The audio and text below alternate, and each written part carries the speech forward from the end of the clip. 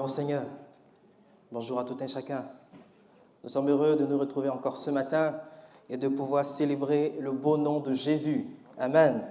Un grand merci à Gilles et à Priscille qui nous ont conduits dans ce temps de louange. Je pense qu'ils nous ont devancés parce que le dernier chant, c'est le thème de la prédication de ce matin. La puissance du nom de Jésus-Christ. Amen. C'est ce thème que je voudrais partager avec vous. Et je vais vous inviter à prendre avec moi un texte dans les Actes des Apôtres, le chapitre 3. Nous lirons du verset 1 au verset 11. Actes 3, 1 à 11.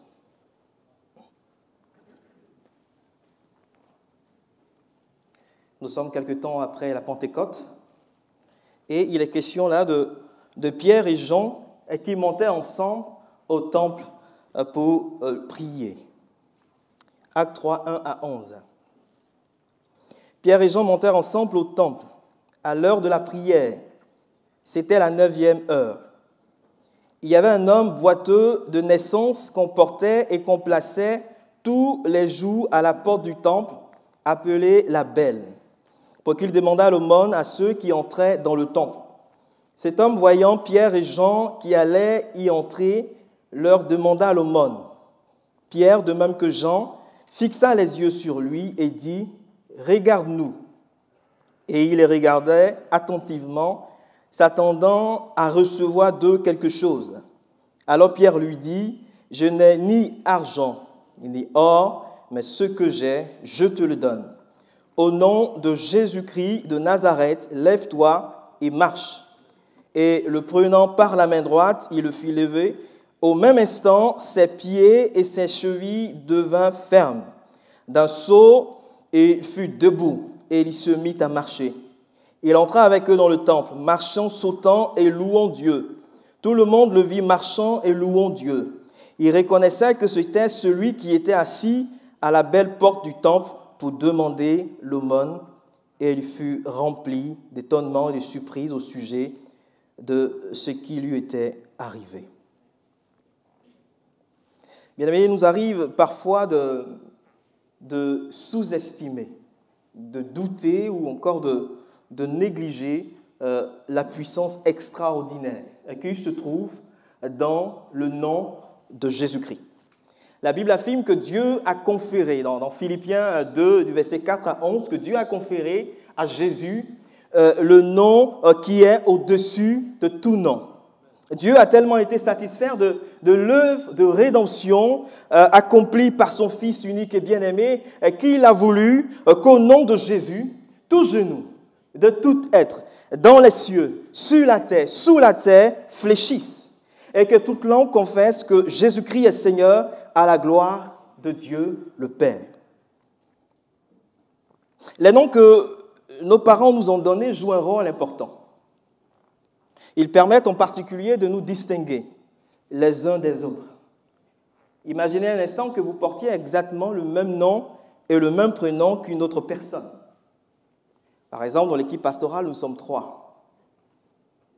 Et si tous les 3, on avait le même nom et le même prénom, Emmanuel Avril.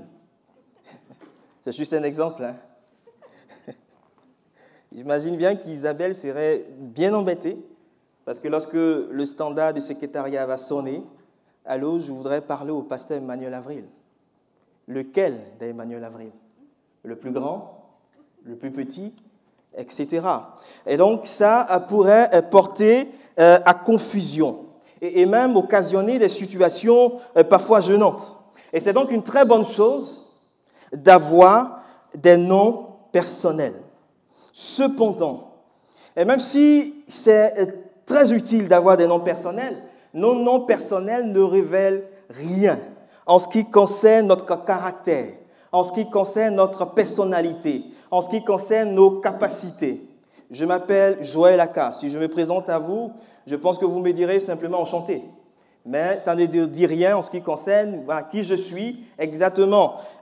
Parfois même, il y a des noms que, lorsque nous les prononcions, ces noms-là sont doux en fait à prononcer. Mais lorsqu'on voit par la suite le caractère de la personne, on se dit waouh. Donc les noms ne révèlent rien en fait en réalité, en ce qui concerne notre caractère, notre personnalité et notre capacité. Dans l'usage biblique, c'est différent. Lorsque Dieu donne un nom à une personne, ce nom décrit la personnalité de celui ou de celle qui reçoit ce nom. Dans Genèse 17, le verset 5, il a dit que Dieu a changé le nom d'Abraham, père élevé, en Abraham, père d'une multitude de nations. Ce nom traduisait la nouvelle relation d'Abraham avec Dieu, ainsi que sa nouvelle identité, basée sur la promesse d'une postérité nombreuse. De même, le nom de son épouse a été changé de Sarai, ma princesse, à Sarah, princesse. Dans le Nouveau Testament également, nous avons un autre exemple. Jésus a dit à Simon qu'il sera appelé Céphas, ce qui se traduit par Pierre, dans Jean 1, le verset 42. Dans la Bible donc, le nom, dans bien des cas, ne permettait pas seulement de différencier une personne d'une autre. Et je crois que c'est intéressant de le noter parce qu'en réalité, le nom attirait souvent l'attention sur quelque chose de bien réel, dans le sens où il représentait une partie de la véritable nature de la personne qu'il désigne, dans le sens où il représentait la totalité même de la personne. Il personnifiait son caractère. C'est pourquoi, bien-aimés frères et sœurs, lorsque nous confessons le nom de Jésus, nous prononçons bien plus qu'un simple nom. Nous décrivons sa personne. Nous proclamons un nom qui incarne la puissance. Et il ne s'agit pas ici d'une puissance humaine, une puissance militaire, une puissance économique, une puissance diplomatique, mais de la toute-puissance de Dieu et de l'autorité de Dieu. Jésus a dit, « Tout pouvoir m'a été donné dans le ciel et sur la terre. » Dans Matthieu 28, le verset 18. N'hésitons pas à invoquer le nom de Jésus devant toute situation, devant toute adversité, devant tout géant qui se dresse devant nous, car il y a une puissance extraordinaire dans le nom de Jésus. Mais avant d'aller plus loin, je voudrais attirer l'attention de tout un chacun sur le fait de ne pas pervertir l'invocation du nom de Jésus en formulation magique, en manipulation superstitieuse. Le nom de Jésus, ce n'est pas de la magie. C'est la personne de Jésus elle-même. Lorsque son nom est invoqué, c'est lui que nous invoquons. Dans Actes 19, du verset 13 à 17, il est question de l'apôtre Paul qui se trouvait dans la ville d'Éphèse. À travers lui, l'Esprit de Dieu faisait un travail merveilleux dans cette ville-là. Mais il y avait également dans cette ville, il est dit, des exorcistes juifs itinérants, connus sous le nom des 7 fils de Séva, qui se trouvaient aussi dans cette ville-là au même moment que Paul. Et ces derniers utilisaient le nom de Jésus comme une formule magique pour ordonner à des esprits impurs de sortir des possédés. Et pour eux, invoquer le nom de Jésus, c'est comme s'ils faisaient appel à un esprit plus fort, à un esprit plus puissant, pour chasser un autre, un esprit plus faible, un esprit moins puissant. Pour eux, l'invocation du nom de Jésus est un synonyme d'incantation. Ils disaient, « Je vous conjure par Jésus que Paul prêche ». Ils invoquaient le nom de Jésus, mais c'était dénué de puissance, d'autorité. Bien évidemment, le démon n'a pas obéi. Il a même répondu, et on le connaît tous, « Je connais Jésus et je sais qui est Paul, mais vous, qui êtes-vous » Et nous connaissons la suite de cette histoire. Le démoniaque s'était lancé sur les fils de Séva, il les a maltraités, de telle sorte qu'ils se sont enfuis, tout nus et blessés. Et peut-être que ce matin, quelques-uns qui sont ici présents ou qui nous suivent sur Internet, peut-être que pour toi, le nom de Jésus est une incantation parce que peut-être que tu continues à trafiquer avec des pratiques occultes. Et parce que peut-être qu'on trouve encore chez toi, par exemple, des gris-gris, des choses que tu portes sur toi. Ou encore on trouve chez toi des choses en lien avec l'occultisme. Tu prétends peut-être avoir accepté le Seigneur Jésus-Christ dans ton cœur, comme ton Seigneur et ton Sauveur. Mais en réalité, tu ne le connais pas. La vie de Dieu n'est pas en toi. Ce matin, je tiens simplement à te dire qu'on ne prend pas le nom de Dieu en vain. Parce que, comme la Bible le dit, l'Éternel ne laissera pas impuni celui qui prend son nom en vain. Exode 20, le verset 7. Soit tu es en Christ, soit tu ne l'es pas. Et si ce matin, tu veux être réellement en Christ, je veux simplement t'inviter à arrêter de trafiquer avec la sorcellerie, avec l'occultisme, avec toutes ces choses pratiques qui ne glorifient point le nom du Seigneur Jésus-Christ. Et peut-être même t'inviter, pourquoi pas après cette rencontre, à venir voir l'un des pasteurs, ou pour ceux qui nous suivent sur Internet, à prendre contact avec nous, afin que nous puissions vous accompagner. Le nom Jésus est la forme grecque du nom hébreu Joshua, et signifie « le Seigneur sauve ». Matthieu 1, le verset 21. Et ce nom révèle la nature et la mission du Fils de Dieu. Jésus-Christ, le Fils de Dieu, comme nous le savons, s'est rendu semblable à vous et moi en revêtant notre humanité et en revêtant un corps humain, une nature humaine. Et il est en réalité venu parmi nous dans l'intention expresse de mourir en sacrifice sur la croix, dans le but de verser son propre sang pour le pardon des péchés.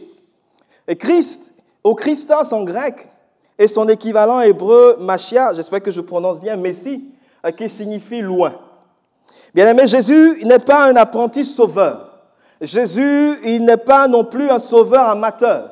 Un sauveur qui est venu dans ce monde sans aucun mandat de la part de Dieu. Et ce n'est pas un aventurier qui est venu exercer une activité salvatrice pour laquelle il n'était pas qualifié. Il ne s'est pas dit, bien, là je m'ennuie ici au ciel, je vais aller faire un peu de tourisme sur la terre pour voir comment les hommes sont, etc. Mais non, l'Esprit de Dieu était sur Jésus.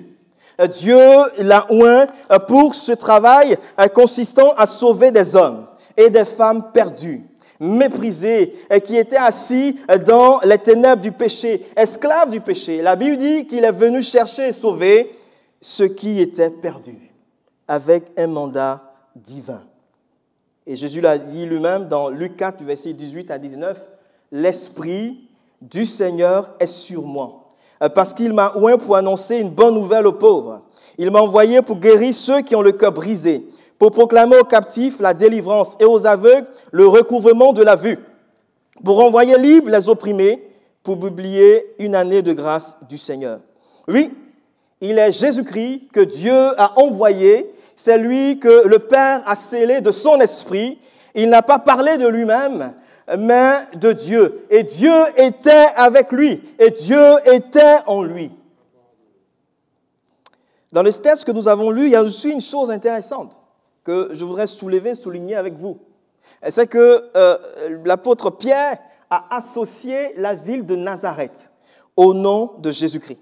Il a dit aux paralytiques, aux boiteux, au nom de Jésus-Christ, lève-toi et marche. Au nom de Jésus-Christ de Nazareth, lève-toi et marche.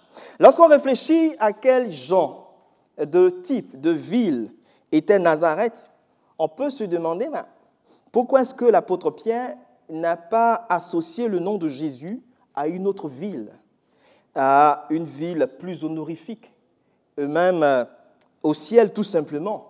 Il aurait pu dire par exemple au nom de Jésus-Christ de Jérusalem. Il y a plus d'honneur en fait. Ou bien il aurait pu dire simplement au nom de Jésus-Christ du ciel. Je veux préciser que Jésus n'est pas né à Nazareth.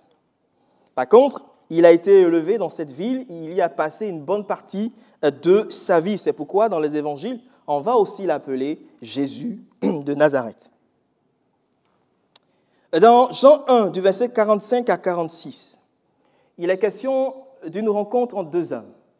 Philippe qui va rencontrer Nathanaël. Et lorsque Philippe va rencontrer Nathanaël, il va lui dire ceci, « Nous avons trouvé celui de qui Moïse a écrit dans la loi et dont les prophètes ont parlé, Jésus de Nazareth, fils de Joseph. » Et la réponse de Nathanaël a été la suivante.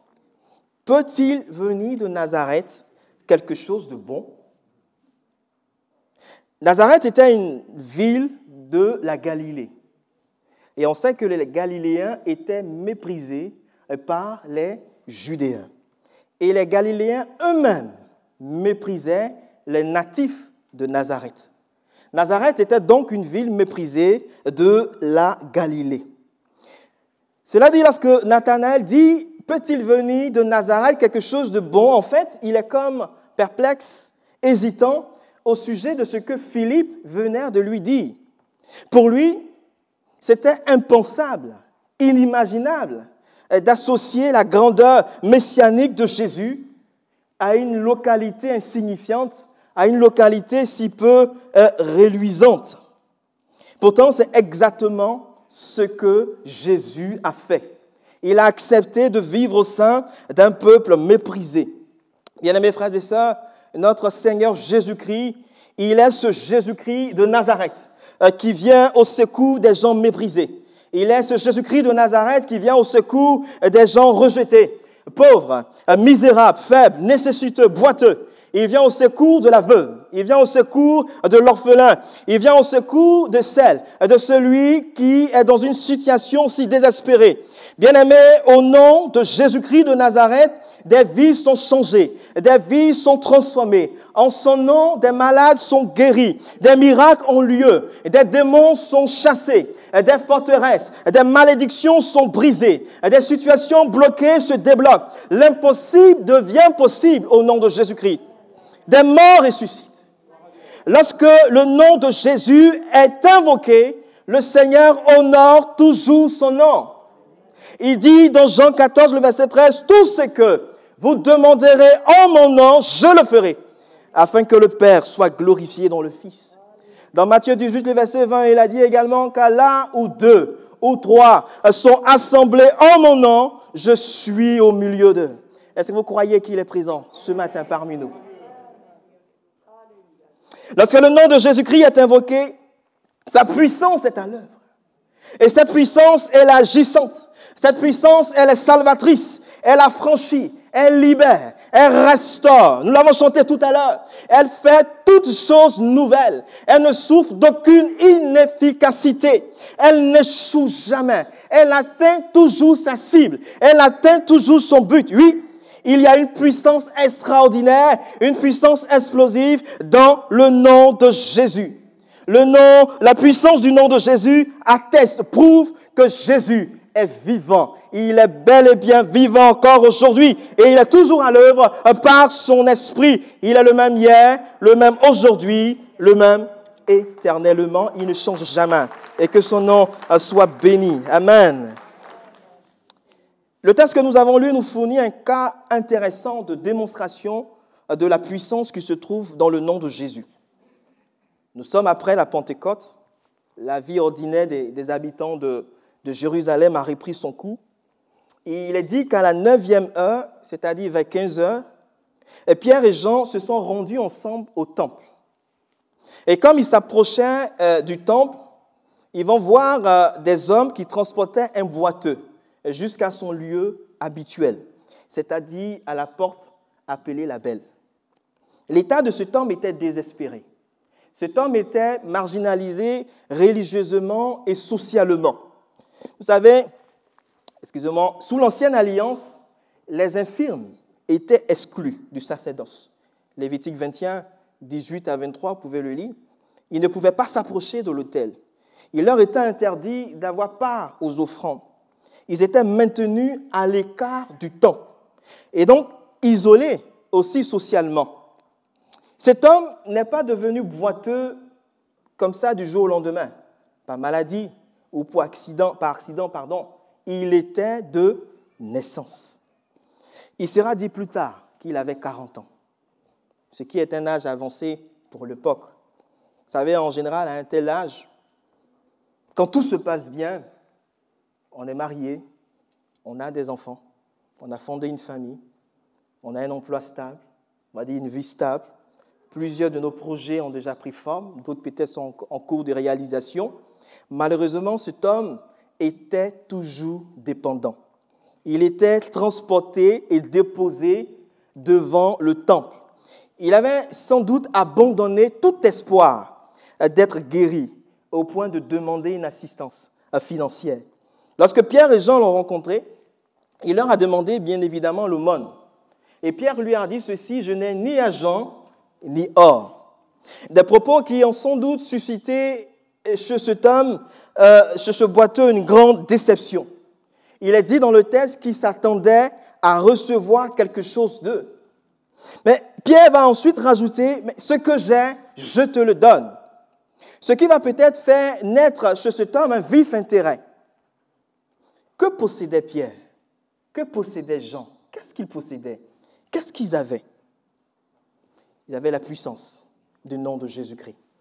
Et Pierre va le dire au verset 16 du chapitre 3 du livre des Actes des Apôtres. C'est par la foi en son nom que son nom a raffermi celui que vous voyez et connaissez. C'est la foi en lui qui a donné à cet homme cette entière guérison en présence de vous tous.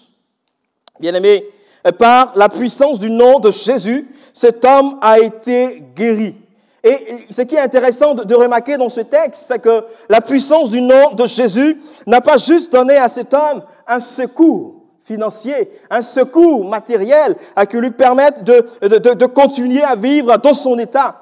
La puissance du nom de Jésus n'a pas fait que soutenir cet homme dans sa condition. Elle n'a pas fait qu'améliorer sa condition, sa situation. La puissance du nom de Jésus a complètement changé. Elle a complètement transformé la condition de cet homme. L'identité de cet homme nous a présenté comme étant celui qui était assis à la belle porte du temple pour demander l'aumône. Mais cet homme a reçu une nouvelle identité dans le nom du Seigneur Jésus-Christ, qui l'a rendu apte à pénétrer désormais au cœur de la foi d'Israël. Et même toutes les caractéristiques initiales de cet homme ont été bouleversées, ont été renversées, elles ont été inversées.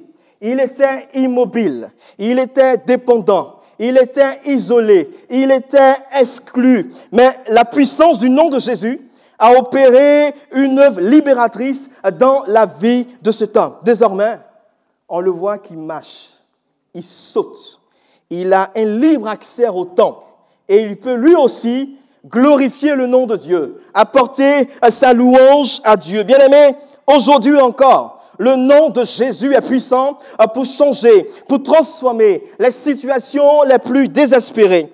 Ce nom est pour nous la source de toute bénédiction. Le nom de Jésus nous parle de l'œuvre de la croix. Le nom de Jésus nous parle de la victoire remportée à jamais sur le péché et sur toutes ses conséquences, sur toute malédiction. Il nous parle de délivrance. Il nous parle d'une espérance qui est vivante, qui est bien réelle. Bien-aimé, au nom de Jésus-Christ, ta condition peut aussi changer parce que le nom de Jésus est puissant. Peut-être que ce matin, comme cet homme, tu veux juste un peu d'aide, tu veux juste un peu d'aumône, tu veux juste un petit soutien pour améliorer ta condition, pour améliorer ta situation. Mais laisse-moi te dire que le Seigneur veut et peut faire plus pour toi ce matin. Il veut changer complètement ta situation. Il veut et peut faire infiniment au-delà de tout ce que tu peux penser ou même imaginer. Il est capable également, là, ce matin, de t'accorder une identité nouvelle. Je voudrais terminer avec ce dernier point pour parler des étapes de guérison ou de restauration de cet homme. Pierre a dit à cet homme, regarde-nous. Regarde-nous. Parce que nous possédons la puissance du nom de Jésus. Regarde-nous, car nous avons l'autorité du nom de Jésus-Christ.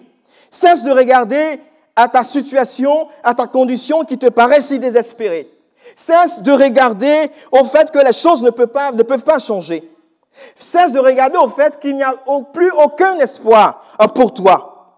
Détourne tes regards de toutes ces réalités et fixe-les ce matin sur le Seigneur Jésus-Christ. Fixe tes regards sur l'œuvre de la croix, sur ce que le Seigneur a accompli pour toi. Regarde à Jésus ce matin et crois dans ton cœur qu'il y a une puissance extraordinaire disponible pour toi. Dans Luc 8, du verset 40 à 48, vous connaissez cette histoire de cette femme qui souffrait de perte de sang depuis longtemps. Elle était affligée d'une maladie à laquelle aucun médecin n'a pu porter remède. Elle croit qu'elle eut dépensé tout son bien, tout son argent, toutes ses économies. Mais elle va reconnaître en Jésus celui qui avait le pouvoir de la rétablir, de la guérir. Elle a eu foi dans la puissance du nom de Jésus-Christ. Elle s'est approchée de lui par derrière. Elle a touché le bord de son vêtement. Et la Bible déclare qu'à l'instant même, elle fut guérie. Ensuite, Pierre a donné une parole à cet homme. Je le rappelle, je n'ai ni argent, ni or, mais ce que j'ai, je te le donne. Au nom de Jésus-Christ de Nazareth, lève-toi et marche. Pierre va en quelque sorte amener cet homme à ne pas se focaliser sur un secours humain. Le secours humain, bien qu'important, bien que nécessaire, est souvent limité. Mais Pierre va amener cet homme à regarder à Jésus-Christ. Cet homme va croire la parole dite par Pierre. À Lystre, dans Actes 14, du verset 8 à 10, on a aussi un autre exemple d'un homme qui était boiteux de naissance et qui écoutait Paul prêcher. Et lorsque Paul l'a fixé, il a discerné en cet homme, et il a discerné en lui qu'il avait la foi pour être guéri. Et Paul va ordonner à cet homme de se lever droit sur ses pieds. Au même instant, cet homme a été guéri. Romains 10, 17 nous dit que la foi vient de ce qu'on entend, et ce qu'on entend vient de la parole de Christ. Bien-aimé, je ne sais pas qu'est-ce que tu vis ce matin et quelle est ta situation ce matin. Pour vous qui nous suivez en fait sur Internet, mais le Seigneur te dit à toi aussi ce matin, lève-toi et marche.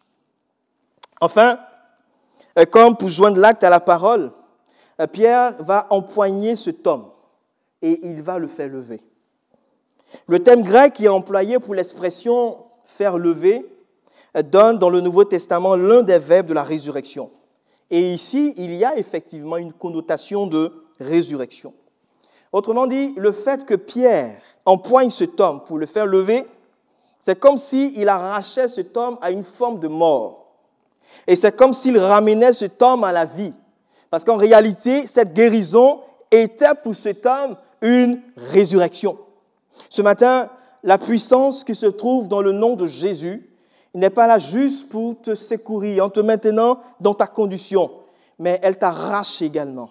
Elle t'arrache totalement. Elle t'arrache complètement à toute forme de mort pour te ramener à la vie. La puissance qui est dans le nom de Jésus te ressuscite aujourd'hui même. Et je termine en disant que lorsque cet homme a été guéri, la guérison de cet homme au nom de Jésus a déclenché l'intérêt de tout le peuple. Mais lorsque vous lisez également le chapitre 4, ça a aussi déclenché la contestation par les autorités religieuses du droit de prononcer le nom de Jésus-Christ. Il y a des choses intéressantes à dire à ce sujet. Mais restons sur ce qui s'est passé au sein du peuple. Le peuple était complètement désorienté. Ils ont fait le constat que cet homme marchait et louait Dieu. Ils se sont dit, et comme nous l'avons dit tout à l'heure, c'était celui qui était assis à la belle porte du temple pour demander l'aumône. Bien-aimé, le Seigneur est capable de faire dans la vie de tout un chacun une œuvre qui va susciter l'étonnement, une œuvre qui va susciter la stupéfaction autour de toi, dans ton entourage, au sein de ta famille. Il a dit à Abraham dans Genèse 18, le verset 14, « Y a-t-il rien qui soit étonnant de la part de l'Éternel ?» La puissance du nom de Jésus suscite toujours l'étonnement. Nous allons courber nos fronts.